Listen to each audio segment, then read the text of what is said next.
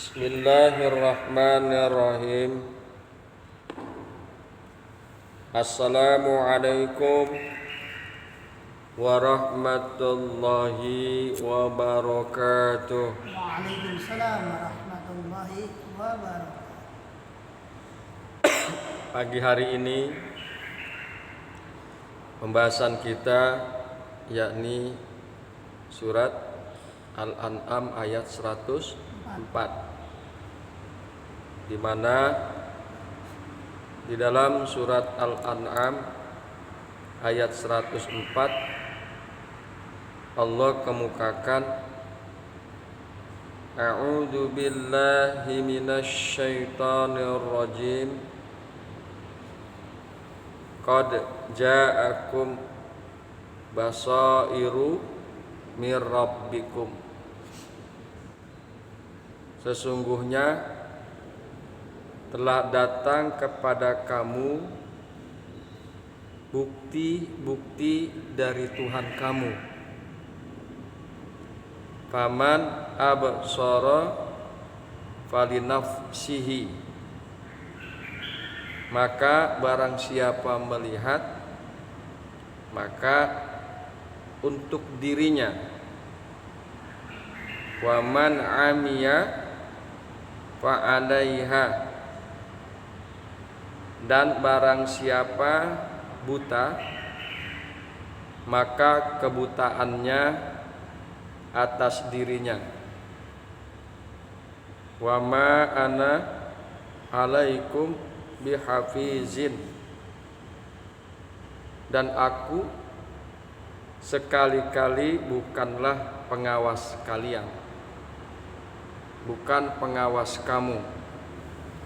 Demikian kira-kira terjemahan daripada Al-An'am ayat 104. Hadirin yang berbahagia, hamba-hamba Allah yang mudah-mudahan selalu dirahmati oleh Allah Subhanahu wa taala.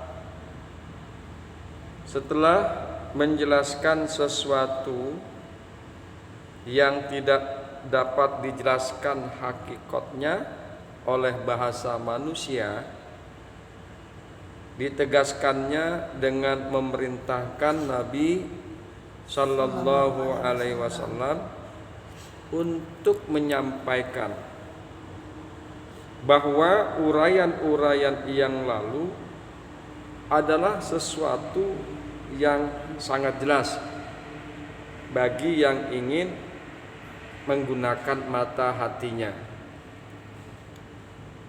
Kesempurnaan akal Nabi Muhammad sallallahu alaihi wasallam, kesucian jiwanya, keluhuran budi, serta kekuatan tekadnya dan kedekatannya kepada Allah Subhanahu wa taala,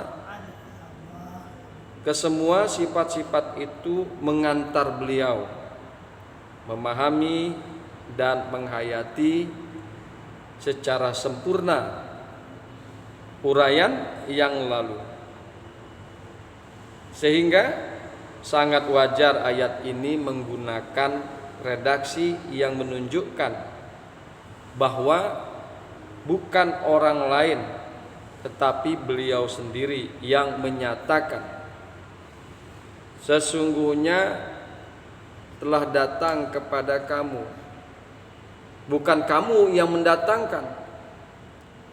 Telah datang kepada kamu bukti-bukti yang sangat jelas, lagi kukuh dan atas karunia dari Tuhan kamu, yang disampaikannya melalui wahyu kepadaku. Maka barang siapa melihat dengan mata hatinya kebenaran bukti itu, maka untuk dirinya sendiri manfaat penglihatannya, bukan untuk orang lain. Dan barang siapa buta, tidak melihat kebenaran itu, maka mudarat kebutaannya hanya menimpa atas dirinya sendiri bukan orang lain. Dan sekali-kali aku, yakni Nabi Muhammad sallallahu alaihi wasallam, bukanlah pengawas kamu, bukan pengawas kalian. Aku tidak dapat memaksa kamu, aku tidak dapat memaksa kalian. Aku hanya sekedar menyampaikan nasihat, sekedar menyampaikan peringatan. Itulah kira-kira isi kandungan daripada Al-An'am ayat 104. Hadirin yang berbahagia, hamba-hamba Allah yang mudah-mudahan selalu dirahmati oleh Allah Subhanahu wa taala. Kemudian marilah sama-sama kita lihat tafsir Jalalain, di mana dikemukakan oleh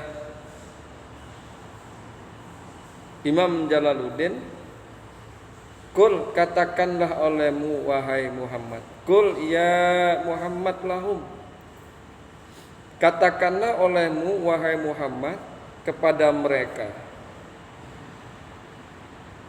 qad ja'akum basair hujajum mir rabbikum." Hujah, ya.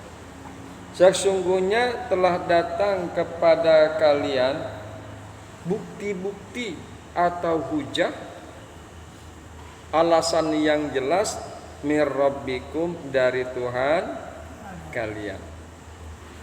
Sesungguhnya telah datang kepada kalian bukti-bukti yang nyata dari Tuhan kalian. Hadirin yang berbahagia, hamba-hamba Allah yang mudah-mudahan selalu dirahmati oleh Allah Subhanahu wa taala.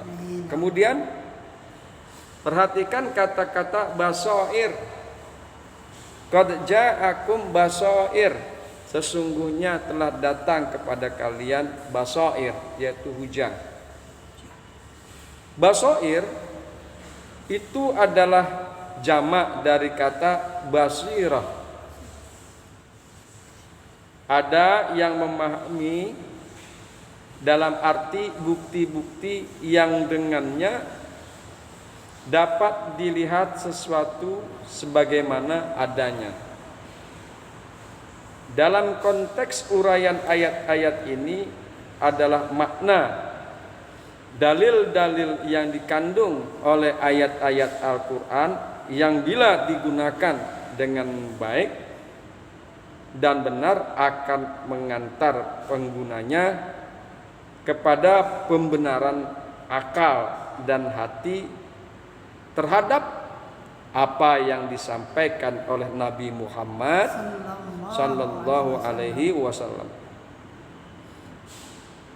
Ada juga ulama yang memahami kata itu dalam arti akal yang membuahkan kejelasan hakikat sesuatu, sebagaimana mata kepala menampakkan fenomena material.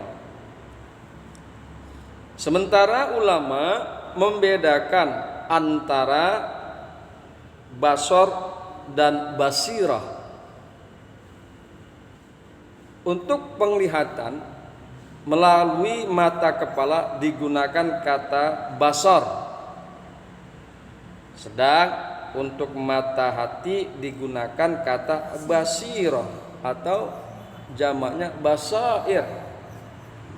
Jadi sebagian ulama mengatakan bahwa basair ini adalah penglihatan dengan mata hati, bukan dengan mata kepala.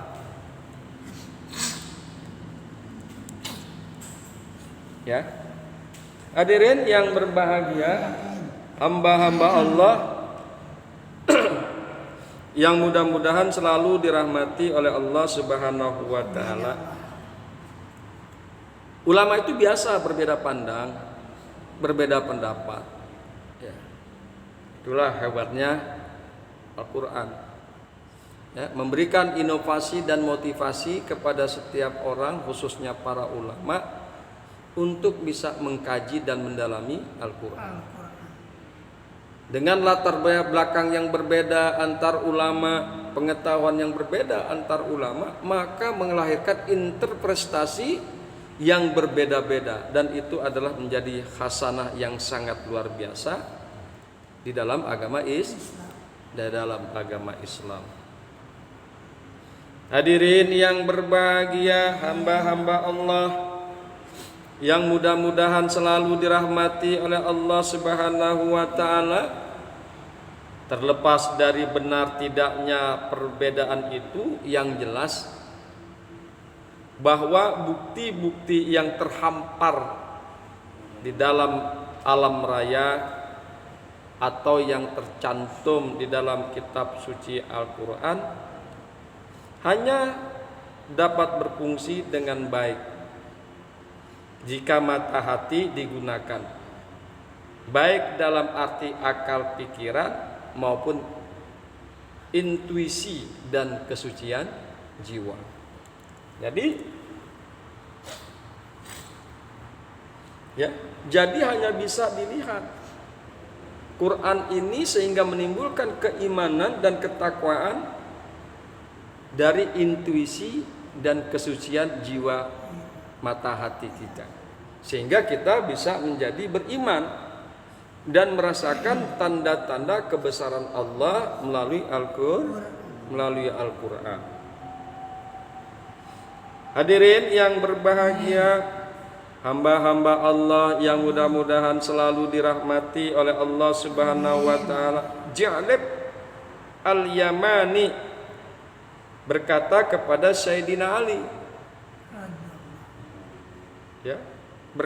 bertanya kepada Sayyidina Ali radhiyallahu anhu, apakah engkau pernah melihat Tuhan pemeliharamu?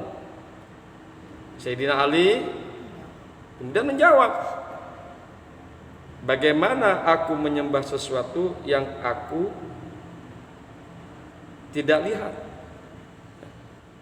Bagaimana aku menyembah sesuatu yang aku tidak lihat? Bagaimana engkau melihatnya? Tanya Ja'lib.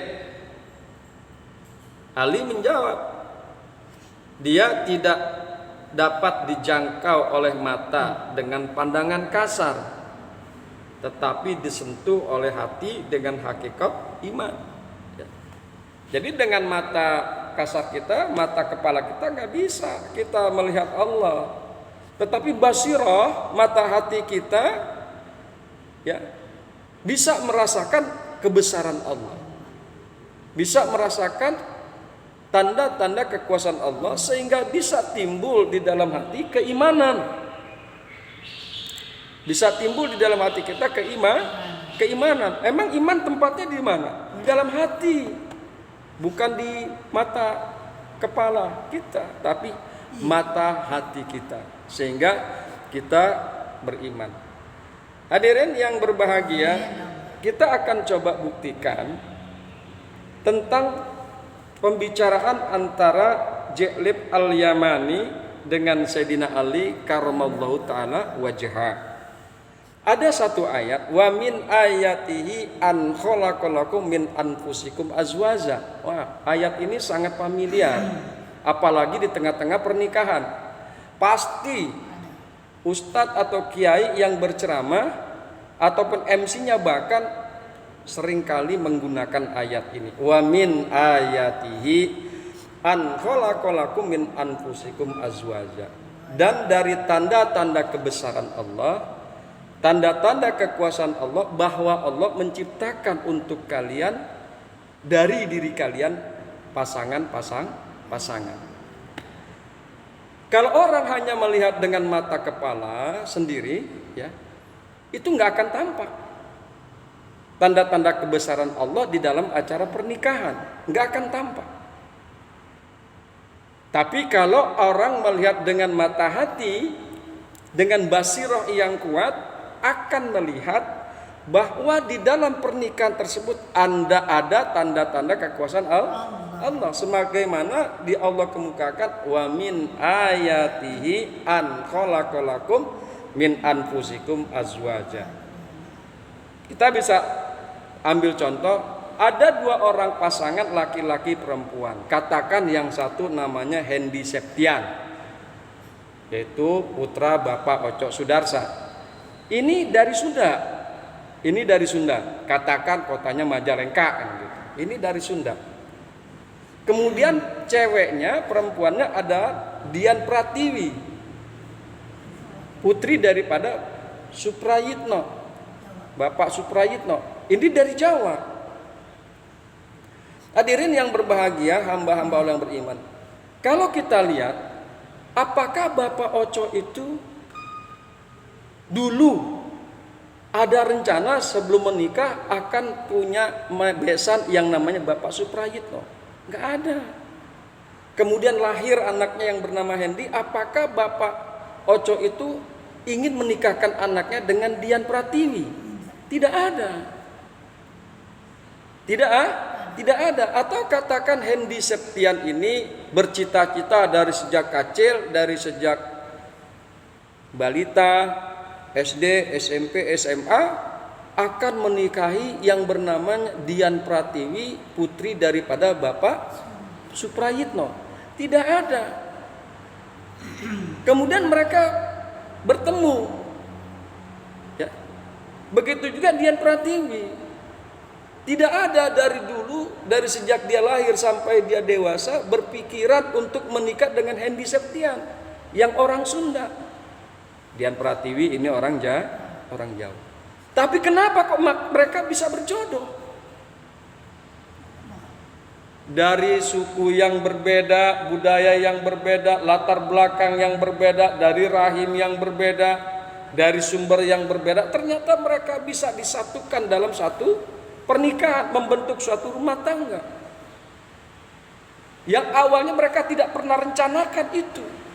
Inilah bagi orang yang bisa melihat pernikahan itu dari basirah, mata hati, akan melihat ba'di ayatihi, sebagian besar daripada tanda-tanda kekuasaan Allah. Ya, makanya Allah kemukakan di dalam ayat tersebut, wa min ayatihi an khalaqalakum min anfusikum azwaja.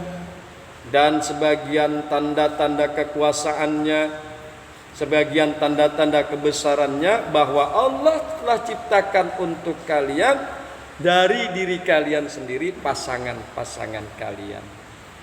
Hadirin yang berbahagia, hamba-hamba Allah yang mudah-mudahan selalu dirahmati oleh Allah Subhanahu wa taala. Kemudian kita kembali kepada tafsir Jalalain. Bismillahirrahmanirrahim. Qad ja'akum basair mir rabbikum, sesungguhnya telah datang kepada kalian basair, hujajun mir rabbikum, hujah, tanda-tanda kebenaran dari Tuhan kalian, bukti-bukti kebenaran dari Tuhan kalian.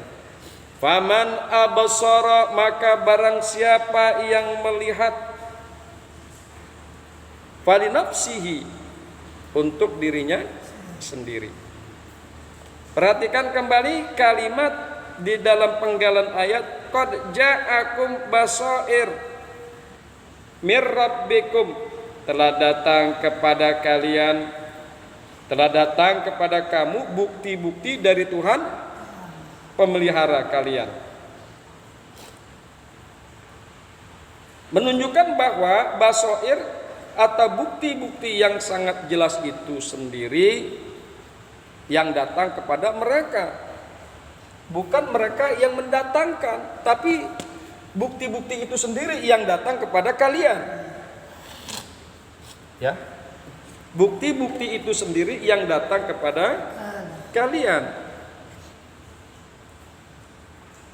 dan yang mendatangkannya adalah Allah Subhanahu wa ta'ala, yang disifati dengan kata Rabbikum. Rabbikum itu bukan hanya artinya Tuhan, tapi zat sang pemelihara. Ya, zat sang pemelihara kalian. Ini mengandung makna bahwa bukti-bukti itu terhampar dan dihidangkan oleh Allah Subhanahu wa taala, zat yang Maha mengetahui, lagi tidak disentuh oleh kebatilan dan kesalahan. Terhampar diciptakannya langit dan bumi, wa huwa min ba'di ayatihi.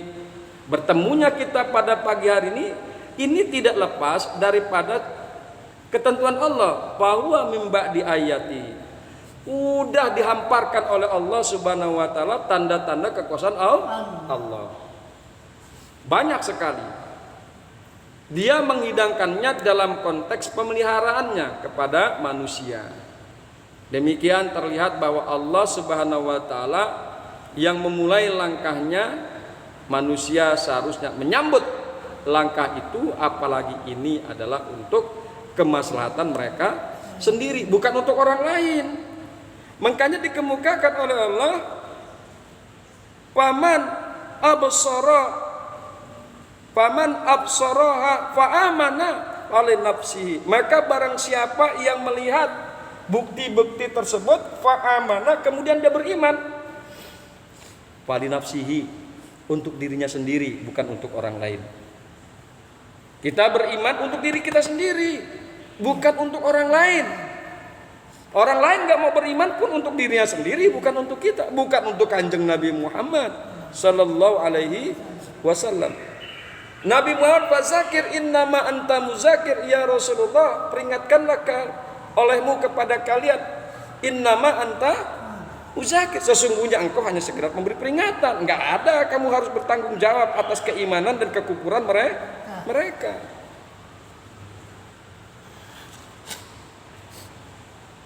Bismillahirrahmanirrahim. Ya.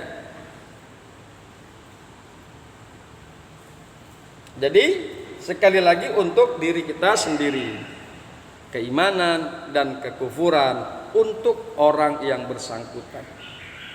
Hadirin yang berbahagia, hamba-hamba Allah yang mudah-mudahan selalu dirahmati oleh Allah Subhanahu wa taala. Bukti-bukti yang dipaparkan Allah beraneka ragam. Ada yang berupa kitab suci, kemudian ditulis di lembaran-lembaran seperti Al-Quran. Adalah Allah buktikan tentang kejadian jagat raya, benda-benda langit dan bumi. Ada Allah jadikan bukti itu berupa pernikahan. Wa min ayatihi an khalaqalakum min anfusikum azwaja. Buktinya beda-beda, ya. Bukti-bukti yang dipaparkan Al-Quran beraneka ragam.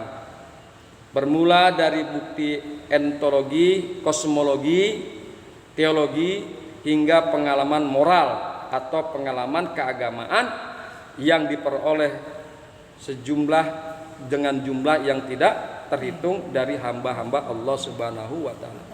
Ya. Kosmologi, bukti-bukti jagat raya. Adanya bintang, adanya bulan, segala macam. Bukti-bukti teologi, bukti-bukti keagamaan. Ya, itu sudah dijelaskan sedemikian banyaknya oleh Allah Subhanahu wa taala.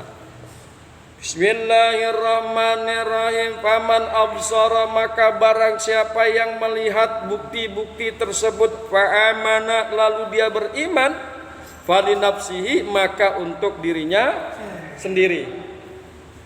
Untuk dirinya sendiri, absara, penglihatan itu, ya. Maka untuk dirinya sendiri dia melihat.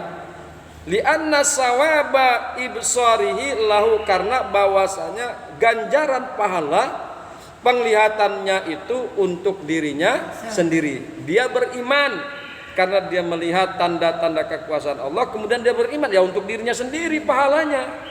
Ganjaran kebaikannya untuk dirinya sendiri. Ganjaran kebaikan untuk dirinya sendiri. Kemudian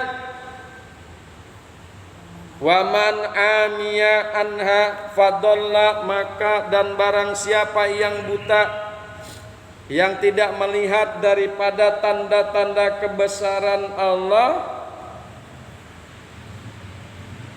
ya, fadalla, maka kemudian dia sesat, fa'alaiha maka atas dirinya sendiri. Hadirin yang berbahagia, hamba-hamba Allah yang mudah-mudahan selalu dirahmati oleh Allah Subhanahu wa taala.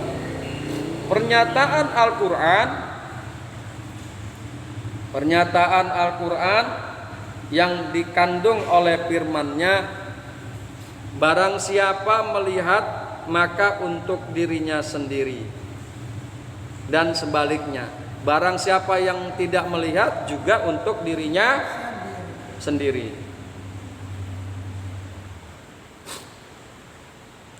Perlu ditegaskan oleh ayat ini dan ayat-ayat yang lain, karena ada di antara kaum musyrikin yang menduga telah merugikan Nabi Shallallahu Alaihi Wasallam bila mereka tidak beriman. Dugaan itu lahir setelah mereka melihat betapa Nabi Shallallahu Alaihi Wasallam bersungguh-sungguh mengajak dan betapa beliau bersedih karena ajakannya tidak disambut. Jadi bukan untuk Nabi, untuk mereka yang diajak untuk beriman, gitu loh. Kita beriman bukan untuk Nabi, untuk diri kita sendiri. Kita kafir pun bukan untuk Nabi, tapi untuk diri kita sendiri. Kita kafir bukan kesalahan Nabi, ya kesalahan diri kita sendiri. Bismillahirrahmanirrahim. Wa man amiya anha, dan barang siapa yang buta, yang tidak bisa melihat daripada bukti-bukti kebenaran dari Allah, fadalla, lalu dia menjadi sesat, dia tersesat, fa'alaiha, maka atasnya kesesatan itu, wabalu idlalihi, maka baginya bahaya daripada kesesatannya. Wa ma ana alaikum bihafizin, dan tidak ada untukku bagi kalian pemelihara. Aku bukan pemelihara untuk kalian. Raqiqin li'amalikum, aku bukan pemelihara untuk amal perbuatan kalian. Innama ana nazirun, sesungguhnya aku hanya pemberi peringatan. Nabi hanya pemberi peringatan, ya. Para ulama, para kiai, para ustadz, tokoh agama hanya memberikan peringatan. Kemudian yang diperingatkan itu mau beriman atau tidak, itu urusan mereka masing-masing. Jika mereka beriman, pahalanya untuk dia sendiri. Jika mereka tidak beriman, maka ganjaran keburukan untuk mereka sendiri juga. Kita beriman untuk diri kita, kita tidak beriman juga dosanya untuk kita. Hadirin yang berbahagia, hamba-hamba Allah yang mudah-mudahan selalu dirahmati oleh Allah Subhanahu wa taala. Demikianlah kajian kita pada pagi hari ini, mudah-mudahan bermanfaat. Hadanallahu wa iyyakum ajmain. Assalamualaikum warahmatullahi wabarakatuh.